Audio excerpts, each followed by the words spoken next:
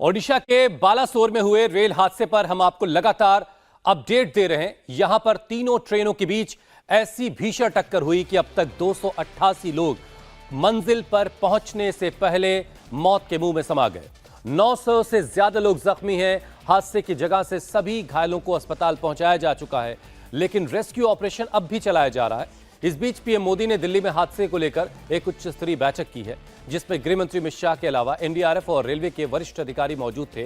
PM Modi आज ही बालासोर पहुंच रहे हैं, जहां वो घटनास्थल का जायजा लेंगे।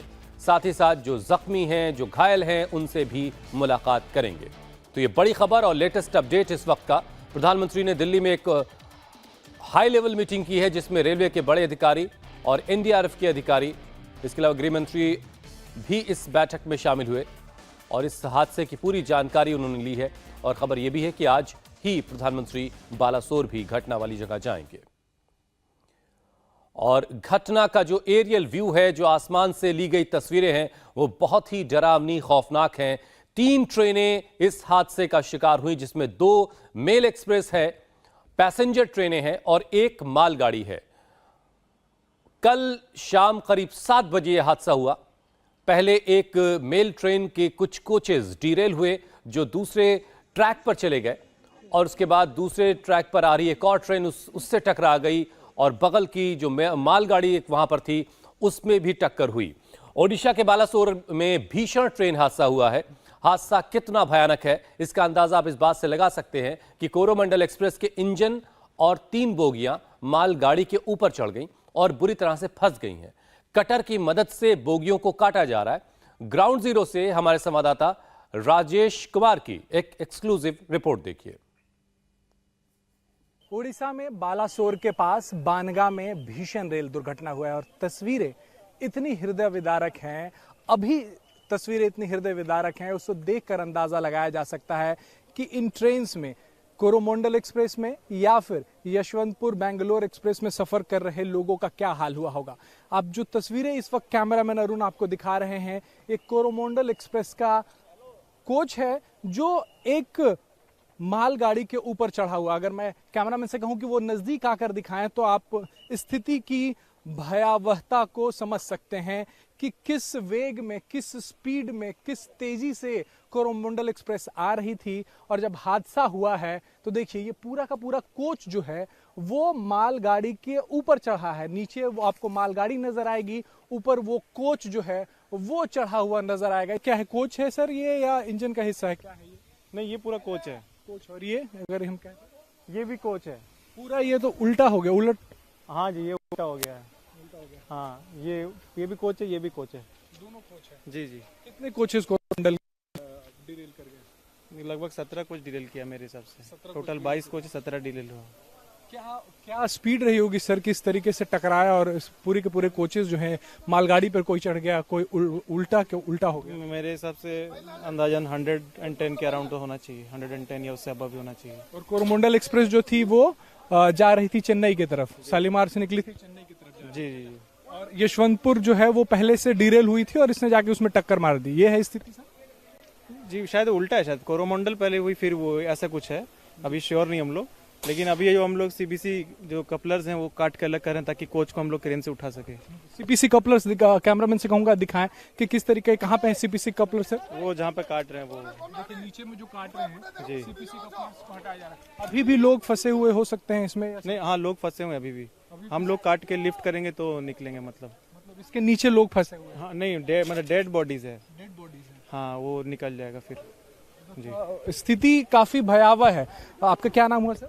मेरा नाम आदित्य सेठी है। मैं थोड़ा अभी जाता हूँ देखने के लिए। आदित्य सेठी हैं, ये साउथ ईस्टर्न रेलवे से संबंधित हैं, ईस्ट कोस्ट रेलवे से संबंधित, और बता रहे हैं कि यहाँ पे जो इस वक्त कटिंग का काम चल रहा है, वो इसे कट करके जब इस बॉगी को उठाया जाएगा तो नीचे डेड बॉडीज जो हैं वो पड़ी हुई हैं। अब तक 250 से ज्यादा लोगों के मरने का सरकारी आंकड़ा जो है वो जारी किया गया है, लेकिन अभी भी कई लोग इन ट्रेन कोचेस के, जो एक्सीडेंट हुई है ट्रेन कोचेस, उसके नीचे फंसे हुए हैं। अब आप दूसरी तरफ देख लीजिए इंजन का क्या हाल है, पूरी तरीके से छत विछत, तो आप समझ सकते हैं कि इसमें जो लोग यात्रा कर रहे होंगे उनका क्या हाल हुआ होगा। कोरोमंडल एक्सप्रेस से तकरीबन 17 कोचेज जो हैं वो डिरेल हुए, पटरी से पलट गए और अपने पटरी से काफी दूर तक जाके वो गिरे हैं। सर, ऐसे कितने कोचेज हैं सिटी साहब जिसमें अभी इस तरीके से कटिंग का काम चल रहा है?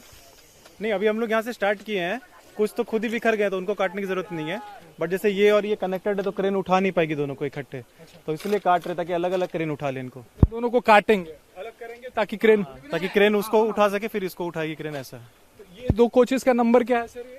ये तो देख रहे हैं आप 216607 S1 और S1 है ये। हाँ, S1 वो आपका क्या बोलते हैं, अनरिजर्व जो होता है वो है, वो जनरल कंपार्टमेंट है। हाँ, जनरल कंपार्टमेंट है ये, और ये S1 यानी कि स्लीपर क्लास कोच है, और ये अभी दोनों उठाए नहीं जा पाए हैं।